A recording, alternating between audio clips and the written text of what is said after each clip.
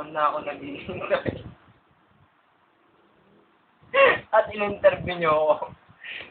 Dahil sa punyetang gamot na ininom ko na binigay ng isang mangkukulam. Lumaki ang bayad ko. Hindi ko alam ang nangyari. Pero sa tulong ng Arthur, nawala ang punyetang bukol sa bayag ko. Ang ina. Ang galing ng Arthur.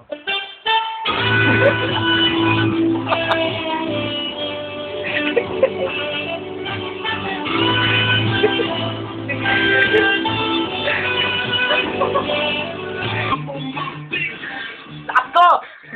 Lakas ko!